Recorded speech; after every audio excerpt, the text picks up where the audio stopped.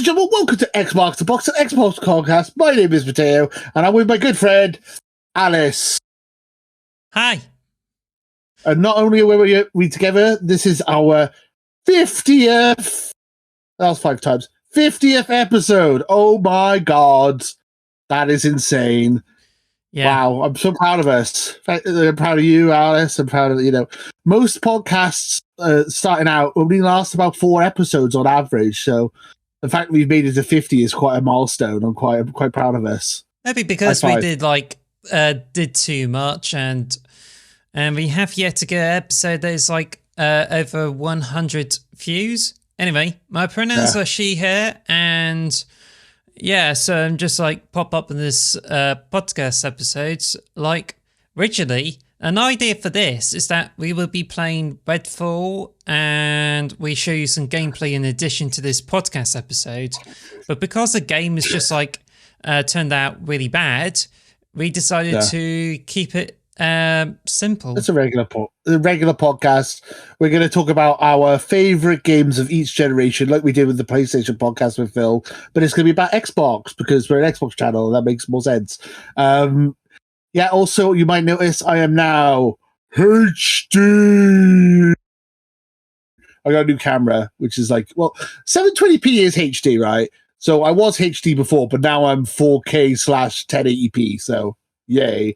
And I got red headphones now, which are the exact same headphones I had before, but they're red. I used to have those, but the cushion's worn out of them. And I did try to find the liner for those cushions in the headphones, but couldn't figure them out. So I had to keep to something like these, which the bits of leather is already starting to fall off. Ooh, but nice. I had it for 4 years now, but still kicks the tail. Also got some nice headphones, which I bought in Plymouth ones. But yeah. So the blue ones I've had for about 10 years, and as you said, the earpieces wore away, and that's why I bought new ones, because they've been reliable for me. I've been discussing buying new equipment for the channel for a while, and I was saying I want to get new headphones, and everyone's like, oh, you should spend 50-60 quid on headphones. I'm like, no, these £15 Sony headphones that I already own are pretty decent. I just get the same ones, but in red. They seem to do the job, can't complain. I'm very excited to be here with you for our 50th episode in 1080p 4K. I don't know if I'm 4K, probably 1080p, but I'll take it. So 50 episodes. Goddamn. That's a lot of episodes, half a century. Well, I can say that when he's in HD when he's got red headphones on. I'm the red headphones for Redfall. Yeah. Also, because you've got the increased resolution, it's just easier for me to get the screen settings correct. So now it's just much clearer. So I just got the nice background to put with it, and so all lined up for the 50th episode. Spectacular. Yay. And I got a new what's it called, audio muffler thing on my microphone. I've had this orange one. You might have recognized it from some of my videos. An orange is for the microphone. I've had this for about 4 or 5 years, and I've just changed it out to a new black one. It does the job. So hopefully I sound better as well. Hopefully. Fingers crossed. Yeah, fingers crossed. Fingers crossed. Anyway, enough about our settings of the camera. Should we get into our only news story? We're going to go one news story of the day, and it's kind of a biggie, but we're going to go through it quickly. Yes. That's just something I want to mention. Redfall is pretty much turned into a bomb. We were excited to check it out, and I was skeptical at first, but I think it just keeps having good things. And Arcane has got a string of games. We're pretty much prepared for it, and now it's just it's really bad, isn't it? It's a shame. Yeah, Arcane, if you don't know Arcane, they made Dishonored, they made Prey, the new Prey, the reboot. They made Deathloop. They made some really good games. They haven't really made a bad game, Arcane, and this is their first dud, really, which is a shame. And And I just want to, I got something I got to say, like, even though it's like buggy and all that, the worst part of this game is that the achievements are 17 points. Who the hell gives 17-point achievements? You're a psychopath. I'm sorry. You're a first party games company. Whoever made that decision, what's wrong with you? What is wrong with you? You don't give 17-point achievements. They're either 5 or they're 10 or they're multiples of 5. They're not 7. Why would you ruin my gamer score with a 7 at the end of it? God damn it. I'm angry. God damn it. Well, you do need like about 5 achievements in order to balance it out to about 5. Because once you unlock one of the 17 gamer point achievements, then you just end up with a 7 at the end of the score, and nothing else. There's no other achievements that has different kinds of numbers at the end. It's just 17 Gs, which is a bit weird because you'll be expecting the 13 gamer point achievement somewhere. So if you unlock this one, you have to like go around, unlock about 2 more achievements, and you'll be able to have your achievements like packs, like 0 or 5s. I hate it. I hate it so much. It makes me really bad.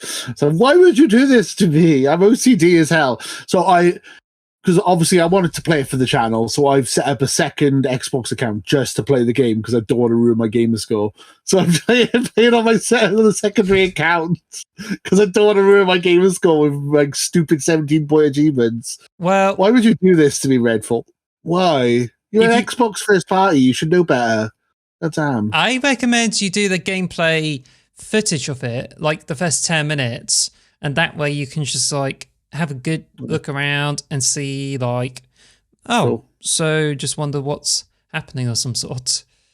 Because I was looking at the YouTube video yesterday and saw how bad it is, and there are some obvious problems. Like on the PC, one's better, but not that optimized. But when you play on the Xbox console, like the Xbox Series S, there's the AI is worse, just a bit worse than like Deathloop. There's also some texture popping. There's I don't know if I'll see if I can find the screenshot for you later. But I was literally when I was playing it, I took a picture of the side of a lorry, and the picture hadn't loaded in on the side of the lorry. It's like literally just a blurry image on the side of the lorry. It's like, what the hell? No, this is awful. Why would you do that? Oh, it makes me sad because I was really looking forward to this game, and it was. Hi-Fi Rush is completely a million times better than this game. I know they're not the same type of genre, but if we're looking at first-party exclusives, just play Hi-Fi Rush. It's a much better game, much higher quality, much better quality than this. I'm really disappointed because I like arcade, and it's really disappointing. I just do feel that because Redfall is pretty much like marketed as one of the big Xbox titles, I feel as if like people like PlayStation fans are likely to use that to weaponize the hate against like Microsoft. So it's like they already complained about like the 30 frames per second, and now they're just like have enough reasons to say Redfall is just like a bad game and uses it against Microsoft, which is going to be a headache for those who prefer Xbox over PlayStation, because it just means like you have a really bad performing game, which turns out to be one of the biggest disappointments of the year. And it's just like saying, I don't care about Forspoken, even the studio got shut down, but Redfall is like sucks. Yeah, and I was going to say, like, speaking of which, like, I'm not going to call out the person, but there's literally, I got a friend on Facebook who I haven't spoken to in about 3 or 4 months, and I got a message this morning saying, how you like your Redfall, lol. It's like, okay, really? I haven't spoken to you in months, and this the first message I get from you is about Redfall. It's PlayStation fanboy. I'm not gonna call out who this person is, but let's just say that he's a bit of a PlayStation fan. If you're listening to this podcast, hi.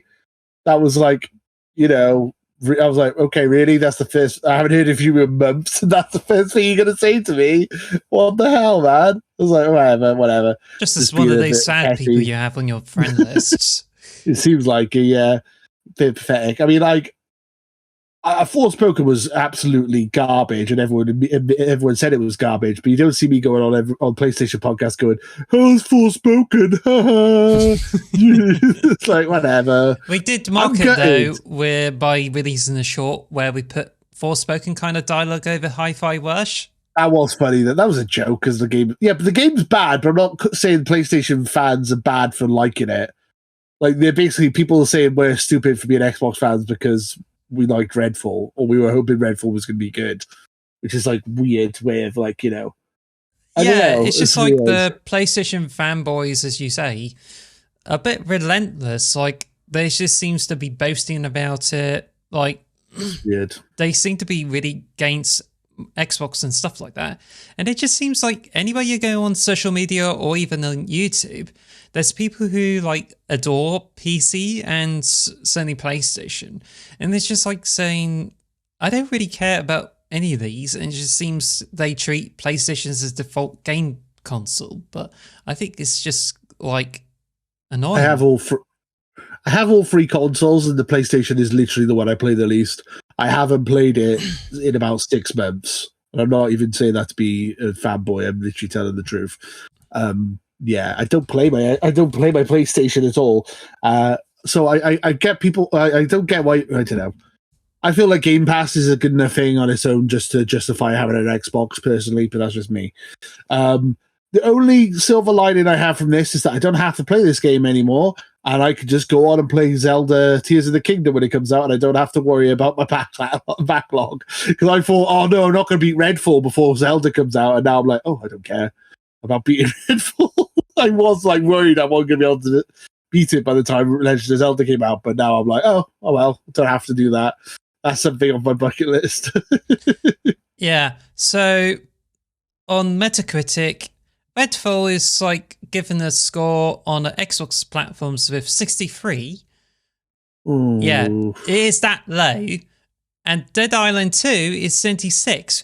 And this one has been delayed so much, and you thought they would probably not stick around, but now it just seems as if Redfall is like one of the least performing games of this year.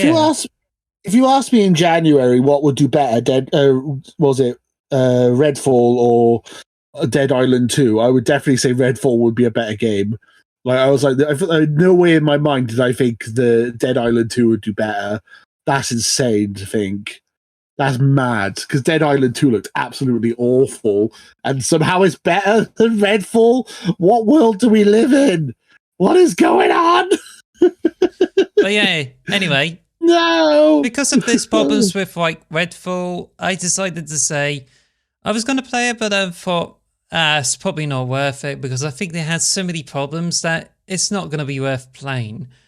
But then again, I think we just try to get away for that. I played some like Halo Infinite and already completed all the challenges because this week it's got the Sight Unseen, which you get like 10 new rewards, and it includes new shoulder pads and a helmet.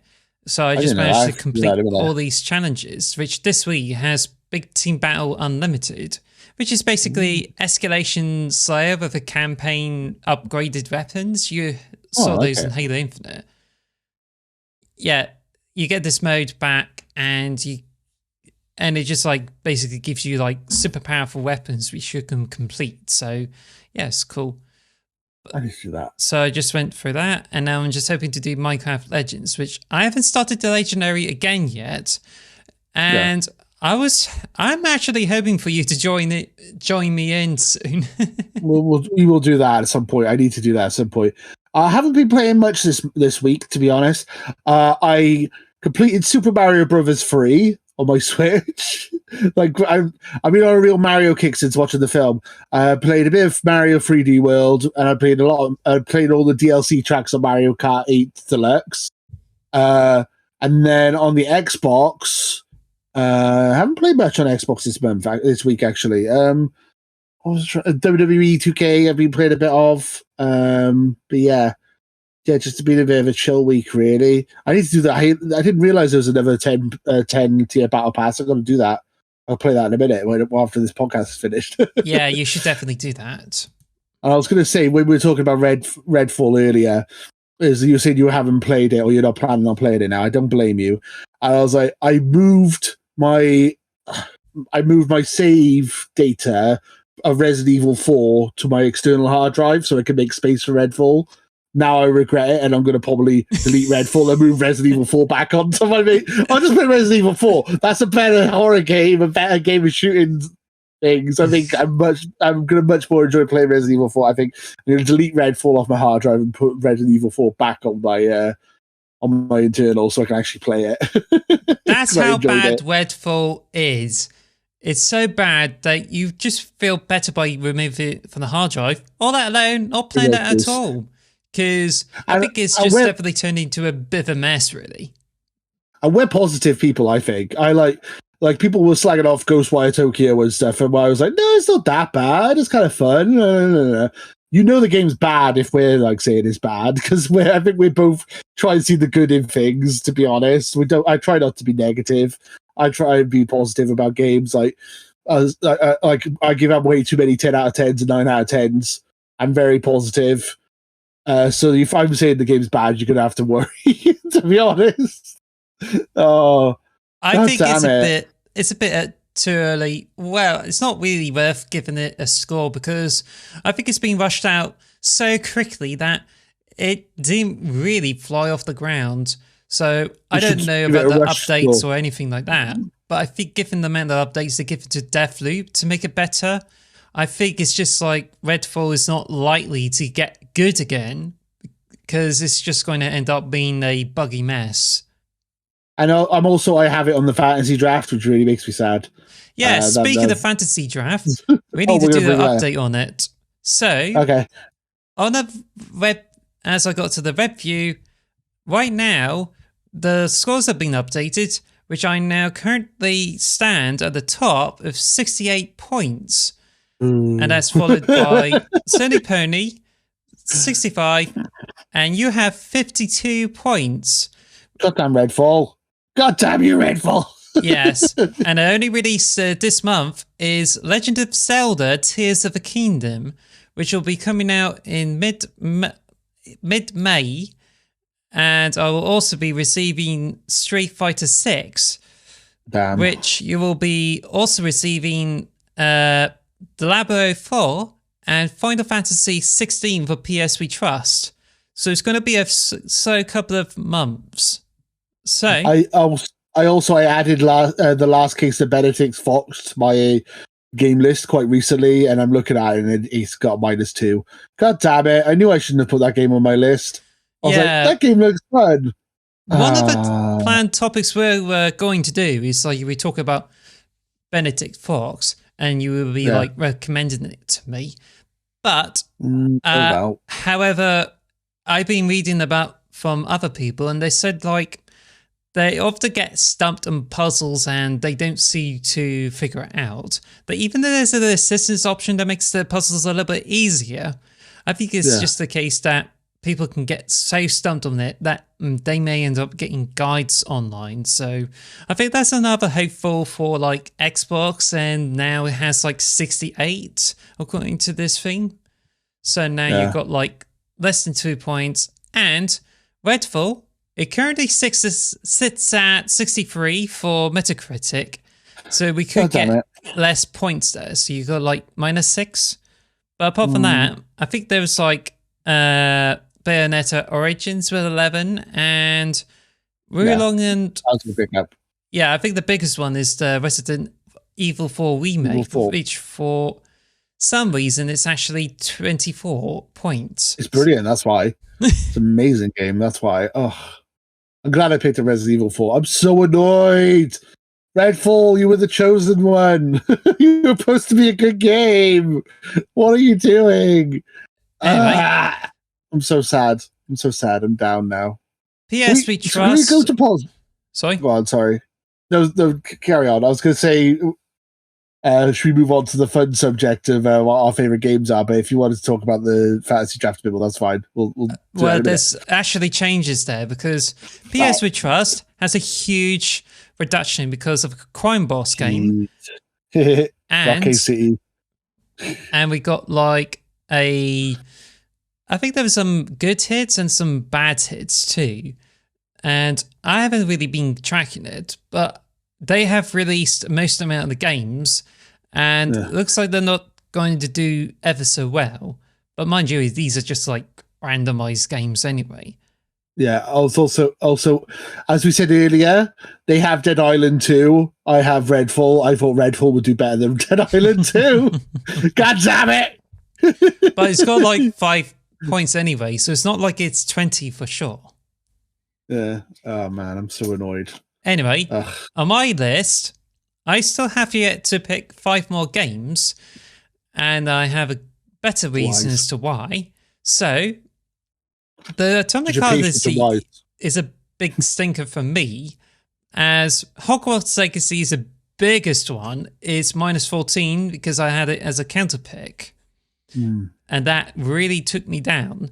But as I got Octopath Traveler 2, Monster Hunter Rise, Star Wars Jedi Survivor, which is actually 86, so 16 points, and I think I got a couple of the good ones, but I think it's just more of a slow burner where I haven't got lots of points, but I'm currently sitting at the top at 68, so that is pretty okay for me. So, but then the bigger reason I have of this is that coming July the 11th, we have Xbox Showcase, which will be on YouTube and Twitch, and will come with some Starfield Direct as well.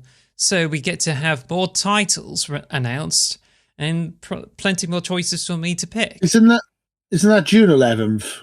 June 11th, yes. Yeah, you said July, but that's fine. Oh, June 11th, yeah.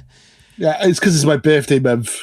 Like the Queen, I have a whole month for my birthday. Yeah.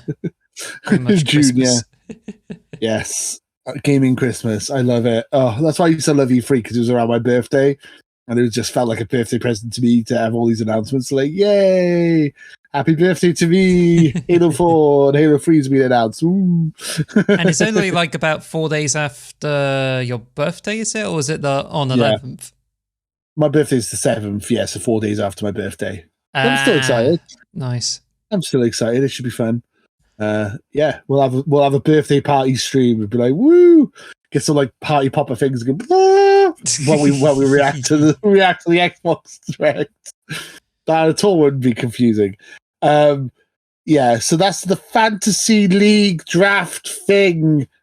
I'm still gonna keep fighting to the better end, even though I've messed it up for myself by picking Redfall and Benedict Fox. They've completely screwed me, but I'm gonna keep trying. I was like thinking about dropping Benedict Fox like a week ago, and I'm like, no, I'm sure that game will be all right. I'm sure it'll be positive. No, I should have done it. I should have dropped it when I had the chance. God damn. Never mind. Should we talk about something positive, aka our games of the generations? Yeah. So we can start doing that actually. Yay, I'm excited. So because it's our 50th episode, we decided to do something special. We're going to talk about our favorite games of each Xbox generation, going from Xbox Classic, Xbox 360, Xbox One, and the Series. Ooh, what are our favorite games on each console? They don't have to be exclusives, but maybe need to feel a bit like Xbox centric. You know, you don't really want to pick like a PlayStation game that's been ported. You know what I mean? So yes. I would say, like, you know, third-party games are cool as well. I'm going to be honest, the Xbox Classic, Xbox 360 is super easy. Xbox One is a bloody nightmare. I can't think of what game I want to pick for the Xbox One at all. It's so hard. But yeah, we're going to get into it. Do you want to go first, or shall I go first? You go first, because you're probably one who's going to have more time to get the easiest games before you get to the later generations. This is true. And this one, I'm pretty sure you know what my first pick is going to be for my favorite game of the original Xbox generation. I think you probably know, and I think most people know. It's pretty damn obvious. It is Halo Combat Evolved, because of course it is. Halo's amazing, and that's the reason I'm an Xbox fan. And yeah, Halo Combat Evolved is still one of the best first-person shooters ever made. And it has one of the best stories in first-person shooters, like environmental storytelling. Like, I mean, spoilers for like a 20-year-old game, the Flood, meeting the Flood for the first time and all that, and there's a couple of plot twists and stuff in it. It's such a good game. Oh, I love it. And it started off a fantastic trilogy of games. And, and it's still going now. It's not as good as it used to be, but Halo Combat Evolved, masterpiece. One of the greatest games ever made. Definitely the best Xbox exclusive, that's for damn sure. Well, mine's actually pretty close, though. Is it 2? Yes. Halo 2. I thought you were going to say 2. Oh, well, why did you think of that then? Because I don't know. I feel like they're very close, aren't they? I think I prefer the first one myself, but 2's good. You got the multiplayer. You got the twist of. I mean, again, spoilers for like a 20-year-old game. Let's just say you change characters halfway through the story of Halo 2, and I think that's pretty rad. I'm not going to go into too much detail. You change it to Abby. Let's just say that.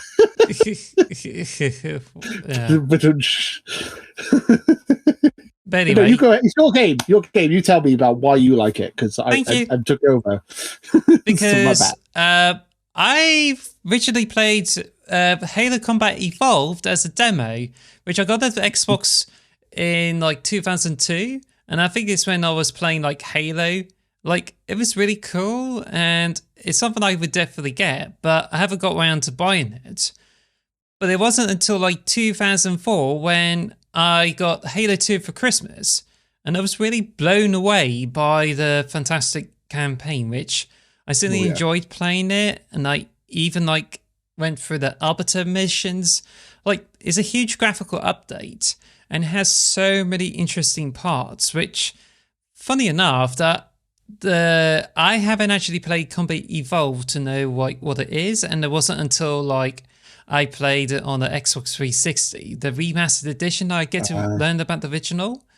But the Combat Evolved is just like really good, and it has like some simple game multiplayer. But when it comes to Halo 2, it's just like doubled. Even though it's been like rushed and didn't have the best content, like people are still pissed off about the ending to Halo 2. Yeah. What are you doing on that ship? Finishing this fight. And you go, and then the credits like, no!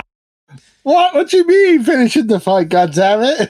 Yeah. It's cliffhanger though, I love it. I was already spoiled when I saw those reviews and there's people like moaning about it. And then when I saw it, it's just like, yeah, okay, that's a bit abrupt. Because I thought we were about to go to the last mission, but never mind.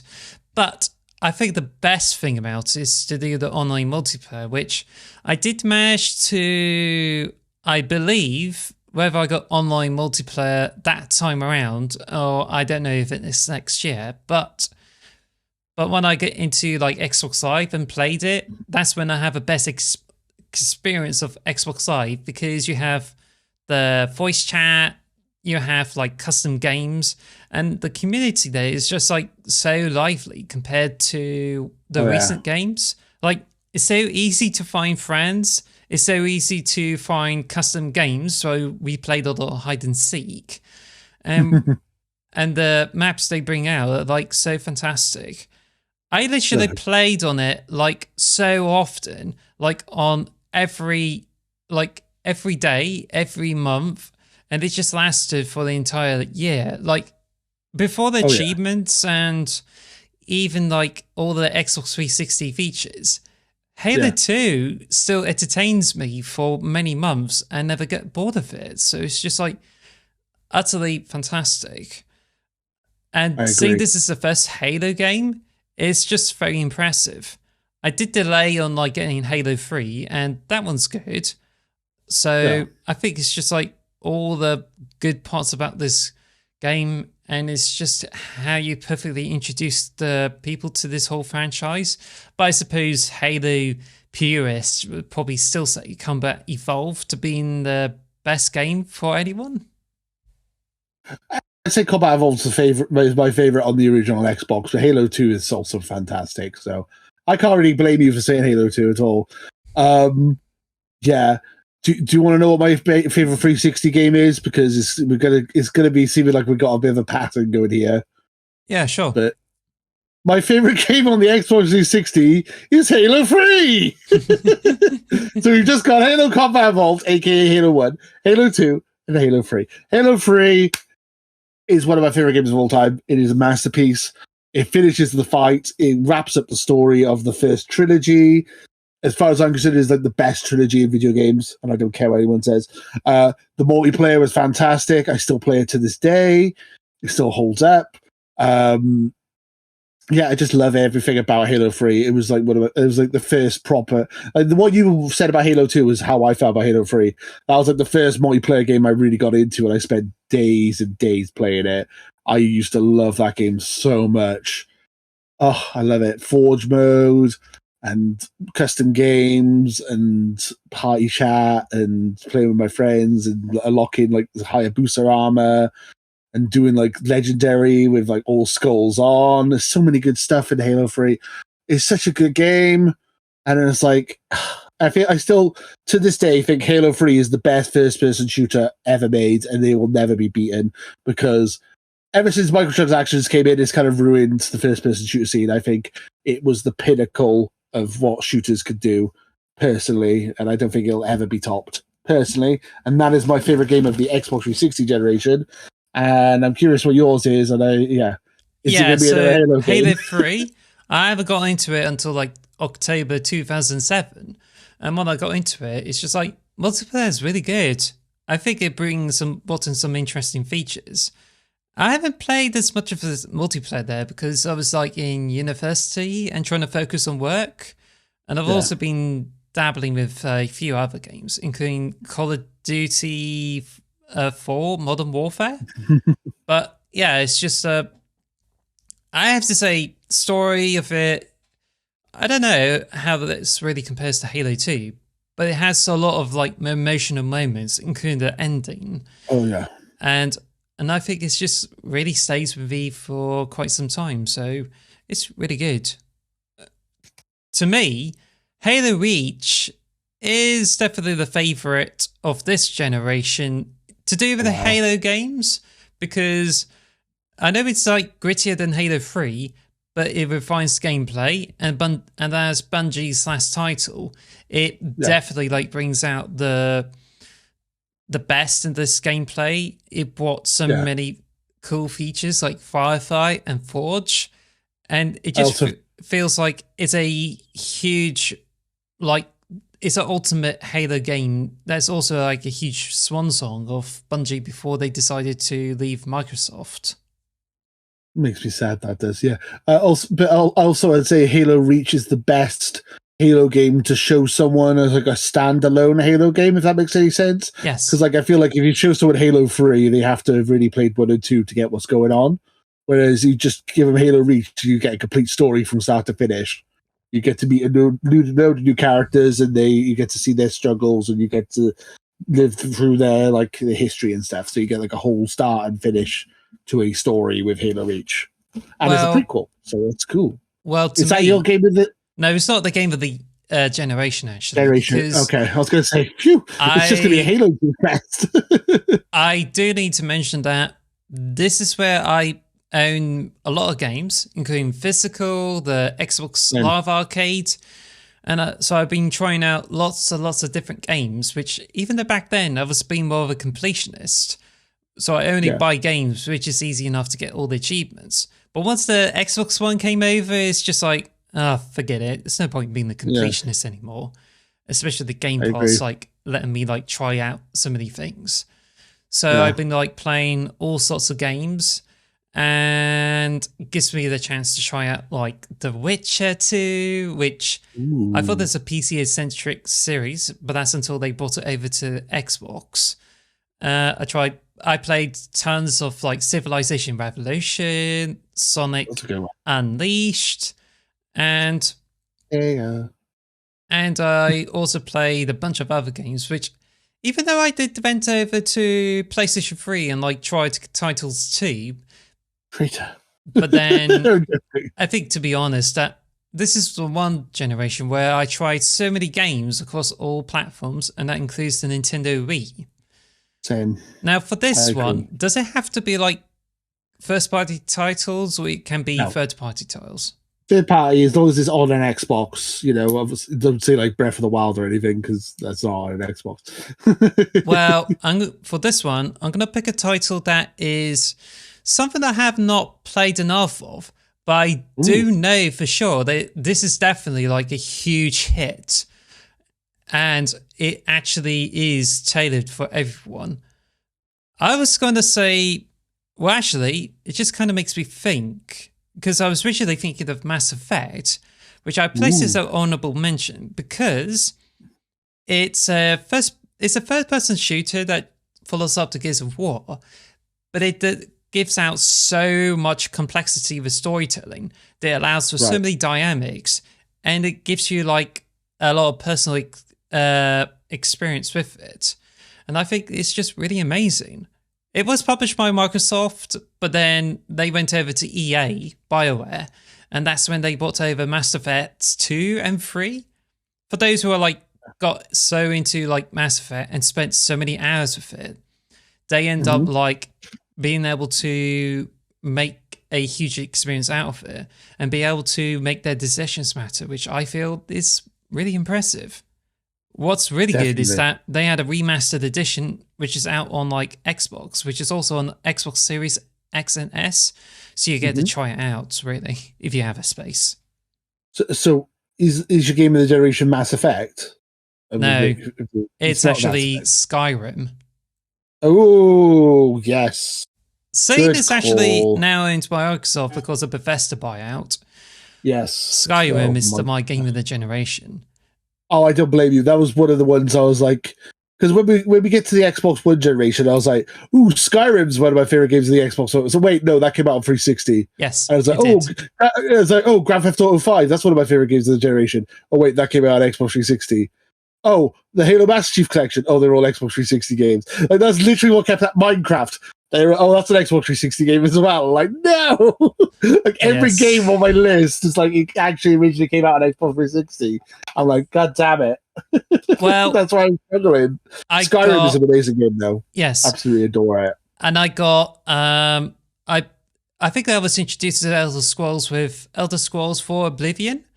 And this one for me is that I got, when I got the Xbox 360, I was like trying out lots of earlier titles, and I was like, maybe I would try out Oblivion because people are like saying good things about it. So I went over, bought that. It's a bit buggy and maybe more nervous of playing the game, but it still has an environment and a lot of fun stuff with it. Skyrim, however, is more PC centric, well, console centric because of the interface.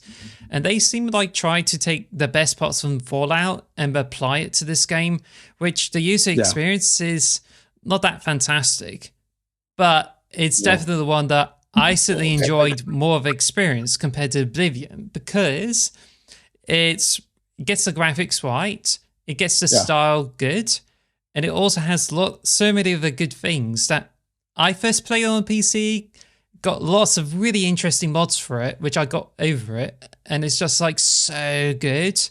It just boosts the whole experience, and that includes a bug patch, unofficial bug patch. But when we were talking about like Skyrim like about 1 or 2 years ago, it's just like, I think I'm just gonna go and like get Skyrim on the Xbox Series X, I believe.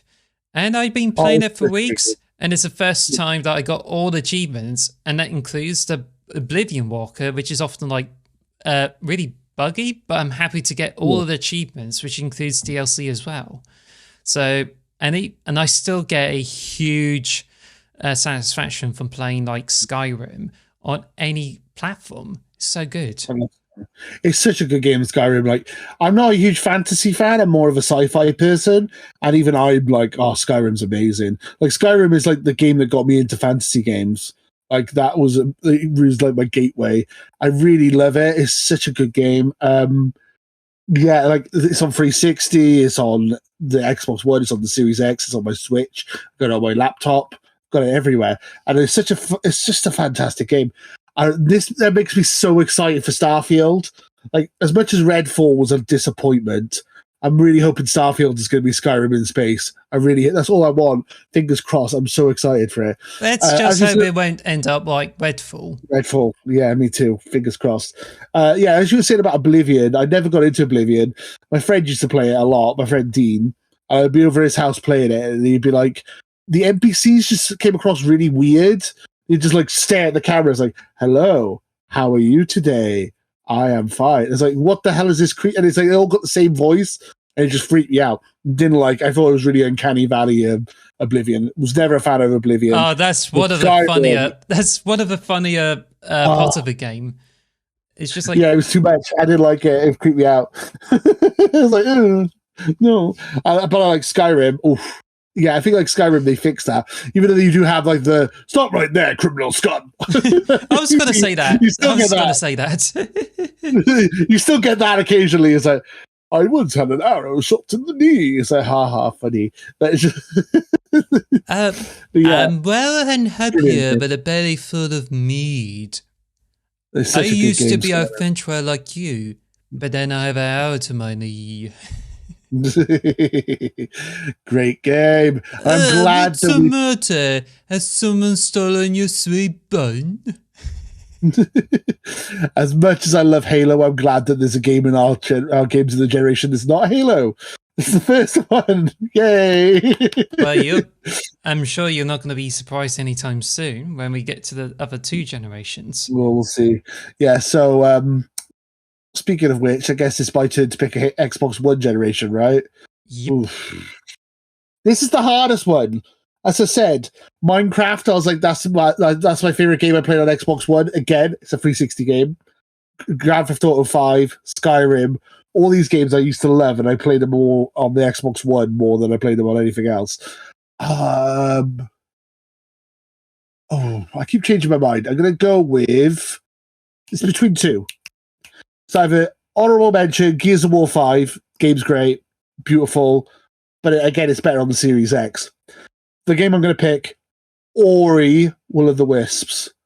That game was beautiful. And it's a Metroidvania, and it's beautiful. I haven't actually tried this game. Oh, it's so good. It's the most beautiful. First is like a 2D platformer, Metroidvania exclusive to Xbox. Well, it's on Switch now as well, but it was originally exclusive to Xbox, and it's so beautiful. And I would highly recommend it to anyone who likes 2D platformers. Yeah. It seems like almost like a cop-out to say the game of the generation is like a little indie game, but it's such a good, beautiful game, and I highly recommend it.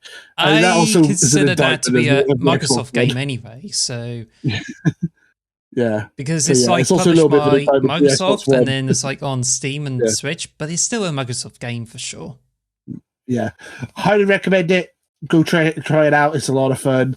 It's on Game Pass, and it's just a nice, chill game. And yeah, I said it's kind of an indictment of that generation, because that generation that was like the best game, and it wasn't even like pushing performance or anything of the system or anything, you know what I mean? But I really enjoyed it. I really loved it. So yeah, that is my game of the Xbox One generation, I think. Also, honorable mention, Forza Horizon 4 is also a really pretty game. And so is Gears 5. So there you go. Your choice. What is your Xbox One game of the generation?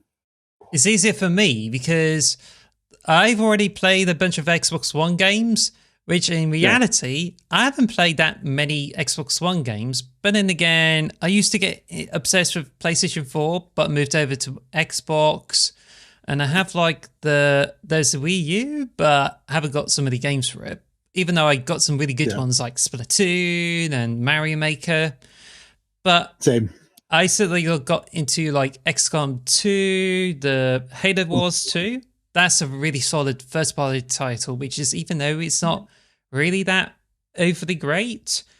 And I think it's the first generation where I got into Game Pass, which I tried different games on it as well as like playing some like niche titles like Dragon Ball FighterZ and Blaze Blue. So I think it's just like lots of good ones. But my pick of this generation is, and that's by Microsoft, Drum roll. It's Killer Instinct. Ooh, that's a good one. I didn't think it could have did. I played a lot of Street Fighter games, and I played a bunch of beat 'em ups. But I would have to say for the fighting game, Killer Instinct is just like so fantastic.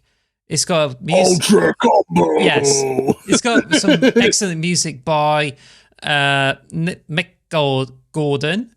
He's a fantastic composer who brings out some sick hits, and it delivers some amazing fighting gameplay, which really builds upon the arcade classic. Even though it's like it's a game by Rare and it hasn't been spoken a lot much, but it still like offers like really fantastic gameplay, and I certainly enjoyed it.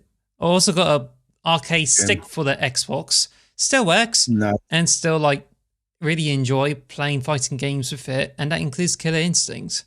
But it offers this fantastic, but it still offers that really fantastic experience, which is why that when the Strider comes out on the Xbox One, which is by a different developer or publisher, I don't know, but it's got that same kind of feel as like Killer Instinct, and it's like, wow, sick remake, because I'm just like, oh, I'm just really interested in some like Mega Drive stuff, so it's really cool. I didn't see that coming. That's a really good pick. I really like that. I feel like they need to make a sequel to Killer Instinct. I want Killer Instinct 2. I want a Killer Instinct 2, the same gameplay, same everything, and then just go, and here's Master Chief, here's Senua, here's Marcus Phoenix. Let's just make it Super Smash Killer Instinct, or Killer Instinct versus Xbox. Well, actually, in this game, there's already some like characters from other franchises, and that includes the Arbiter, the General Ram, and even like Rash from Battletoads. Yeah, and then you'll be thinking like, oh, it's gonna have Master Chief and bits like that. But the closest you ever get to it is something like that in Dead or Alive 4, but it's actually a Spartan fighter who's actually a female who happens to be Spartan 4, 5, 6 or some sort. Yeah, I used to love that game as well, Dead or Alive 4. I love fighting games. I don't know why I didn't think of Dead or Alive as Killer Instinct. That's such a good game. Oh, beautiful. And I said, I don't understand why they haven't made a sequel to that. And that was an Xbox One launch game as well. That's the thing. Like, got me paranoid about having different profiles on Xbox 360 because of a game-breaking bug that if you have like different profiles and you somehow it could be related to switching profiles during gameplay, it just makes you like lose the game because of different profiles. And that just got me more paranoid enough to say I'm going to stick it to one profile. But since then, I've just gone better and like got different profiles, like 2 profiles for Animal Crossing, so I can have different houses in it, and even got different profiles on some. I don't know. I don't really remember. I tried that, but I still a bit paranoid when it comes to like. But well, it's not paranoia, but it's just feel like I don't want to have so many profiles just to like get achievements type of thing. Yeah. And I think one of those things is like Dead or Alive 4. And I think it's back then when the multiple profiles are being introduced, and that's when games are not even like used to it. So it just kind of sucks. Yeah, no, I get it completely. Yeah, no, Killer Instinct though, highly recommended playing it for you guys. Put Banjo-Kazooie in Killer Instinct 2. Well, the closest you can get is Rare Replay, and that's where you get those games. Yeah. Shout out to Rare Replay and Master Chief Collection and stuff as well. Some of the best games on Xbox One were just collections of 360 and classic games, which is hilarious to think. Yeah, awesome. Okay, so this, I guess we're on to the Xbox Series X now, the current generation.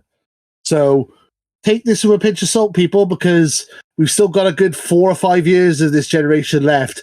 Starfield might stick the spot. Halo 7, or I don't know, Fallout 6. I'm trying to think of games that might come out in like the future. Anyway, don't keep your hopes up because Some of the stuff you mentioned may not even happen. Oh, I know, probably not. I was trying to be ridiculous on purpose. Killer Instinct 2 maybe might take the spot. I don't know. My game of this current generation so far, because we're early in the generation, is Elden Ring, because of course it is, because I'm obsessed with that game. It was my game of the year last year. I love it so bloody much. It's the only Souls game I've ever beaten, and I adore it.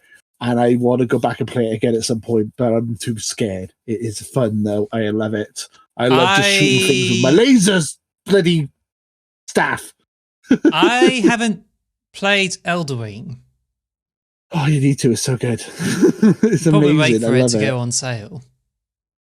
It's one of the best games I have ever played, ever. It basically takes Breath of the Wild is one of my favorite games of the last decade. I feel like this is like the darker version of Breath of the Wild with like more modern, like Dark Souls kind of like gameplay and stuff. So that's why I'm really looking forward to Tears of the Kingdom, because Breath of the Wild is one of my favorite games.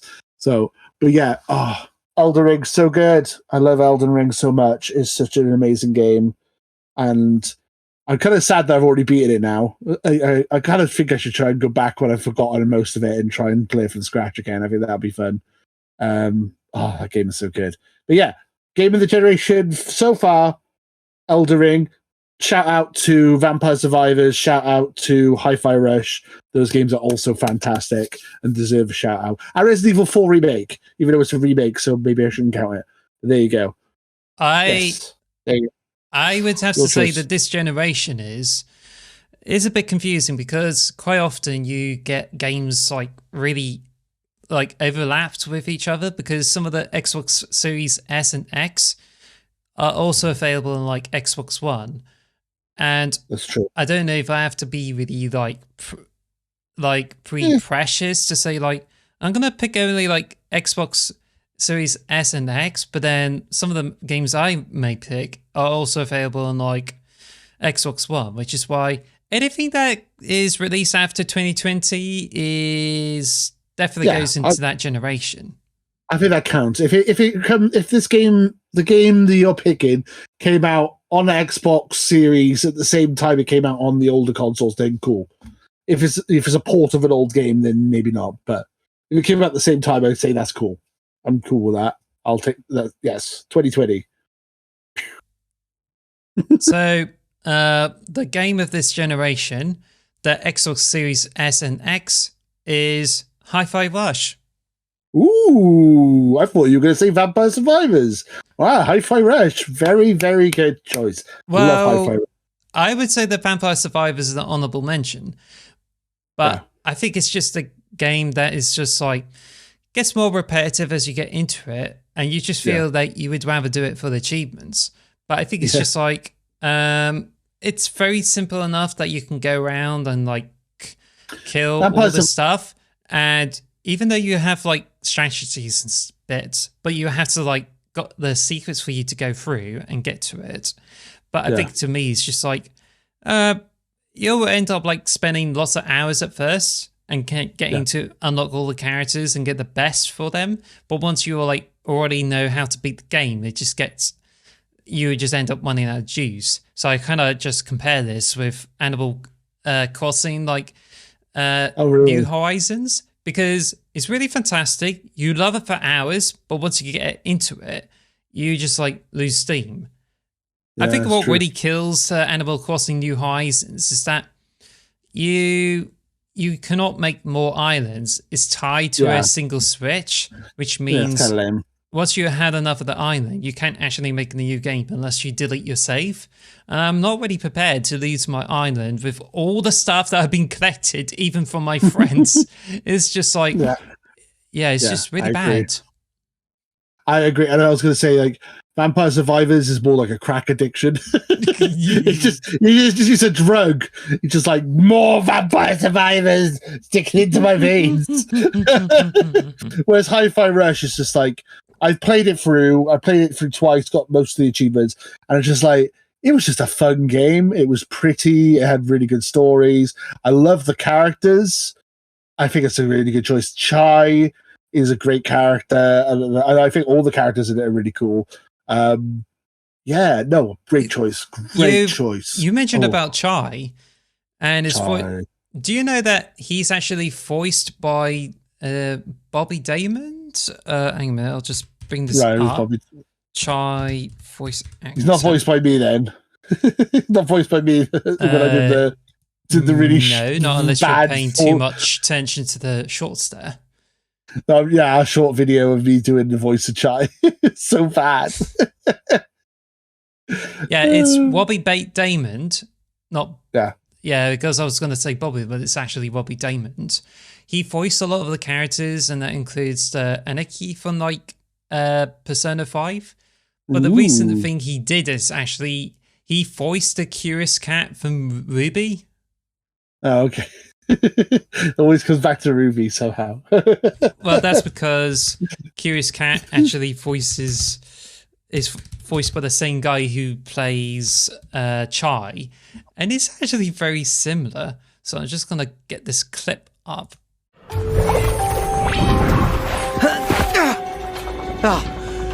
I found you. Why is it you always find the thing you're looking for in the very last place you look?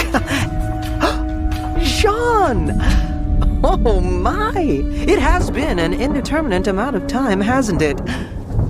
So, how have you been? Wait, you two know each other? Oh, John. So yeah, Hi-Fi Rush, for what Lewis has said, definitely relate to these reasons.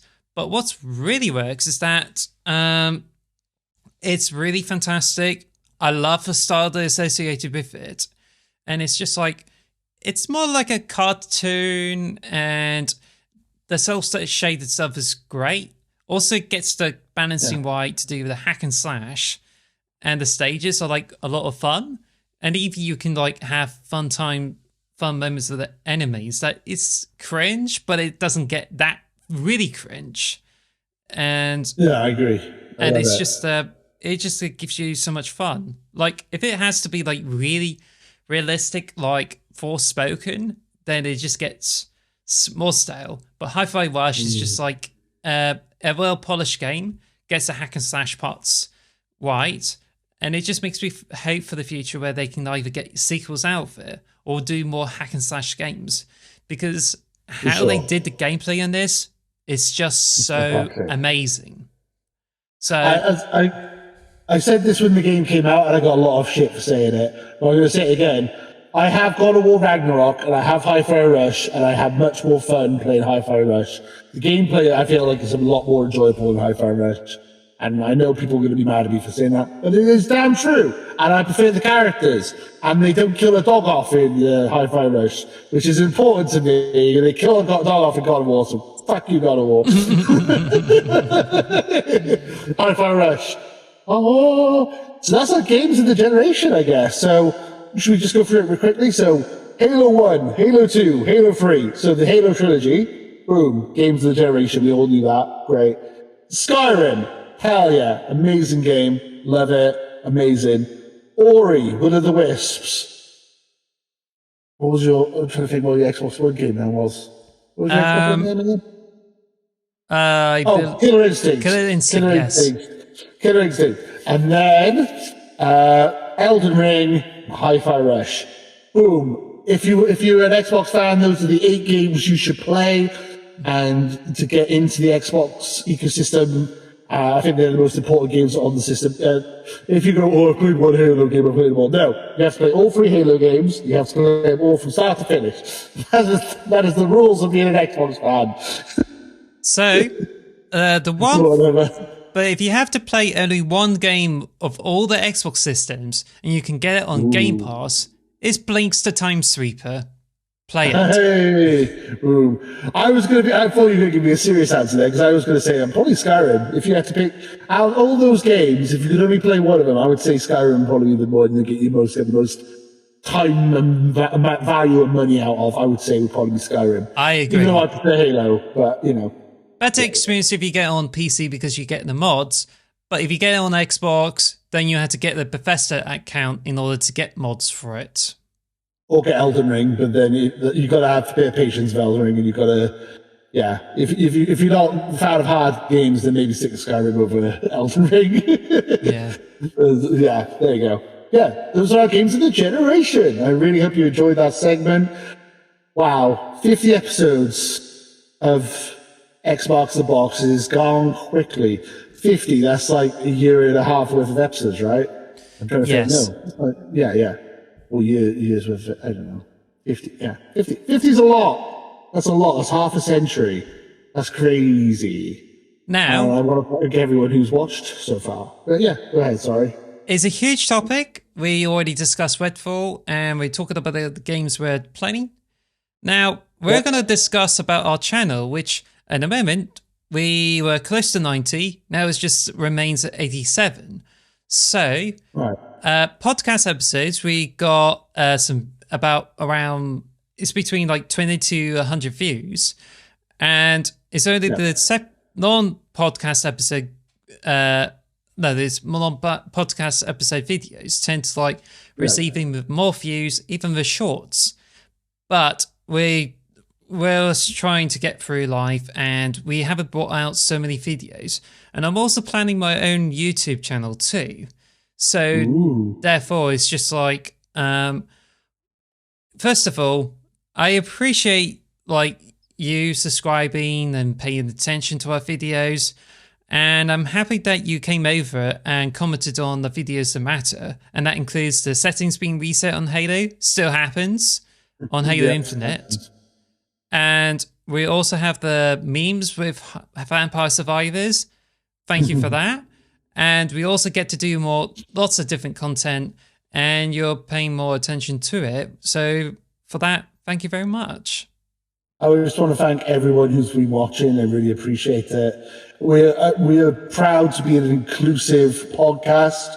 I like the fact that Alice is a proud representative of the LGBTQ plus community, and it's brought some diversity to the channel. I'm proud that we are open. We're open to everyone. We're here to take anyone on board. We're an open community. We're here to have fun and talk about Xbox.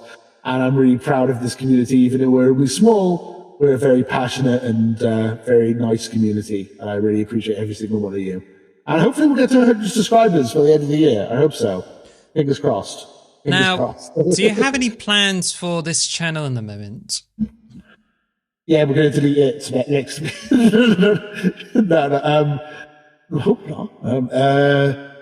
Not at the moment. I mean, we're going to try and do what we always do, clip out some highlights from the podcast and stuff. Obviously, we've got the Xbox event coming up in June, which isn't far now. Yeah, just weekly podcasts, hopefully, and yeah, I don't know if we have any other plans. I would like to do some more content, some more Xbox content.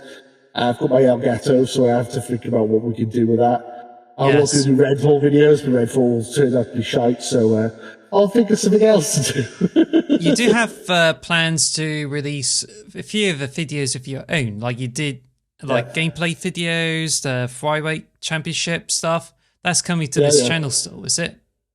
Hopefully. I mean, that's the plan. Obviously, I'll be doing stuff on my main channel, Potato Pro Wrestling. Go check that out. I'm trying to get to 5,000 subscribers by the end of the year. But yeah, I'm hoping to do more content now. I've got a HD camera, got a better headphones, better microphone.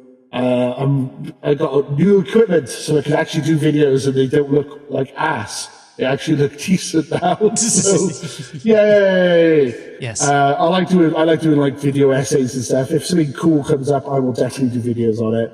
And yeah, I really love this channel, and I'm really thankful for all the support that everyone's given us. So thank you very much. Yeah, the videos you do on your main channel is gaining some attention. So I suppose you might probably spare some time for our channel with some video game essays, because you have a lot of talk about Xbox games in general, do you? Oh yeah, I'm trying to think of stuff to talk about. It has to be. I'm not just going to talk about any old thing, but yeah, like the Xbox acquisition of Activision, that's still going. Once you get some news on that, I might discuss that. But yeah, the thing is, I like to do videos with you. Like I like to do breaking news and stuff, but I'd rather do breaking news when we can discuss it, you know. But yeah, we'll try to get more stuff on the channel. I think that's the thing we should try and strive to do. But the thing is, like, I've been doing some video editing, and doing the podcast certainly gives me a lot more experience. So I'm also working on my own YouTube channel, which already like got some like artwork for it and been doing it like that. Now, I'm usually the blunt one and don't seem to follow games so much.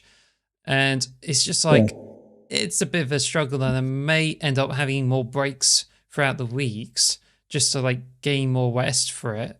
But I'm just certainly trying to get the podcast episodes out, and the fact we reach 50, where lots of other podcasting go through, it just shows that we're still going, and this idea hasn't actually gone to pass. Plus, we got a channel made in like August last year. We got more subscribers coming in, and it would seem as if the idea we came for this one turned out to be a very good decision. So, but the least we can get is like getting more podcast episodes out.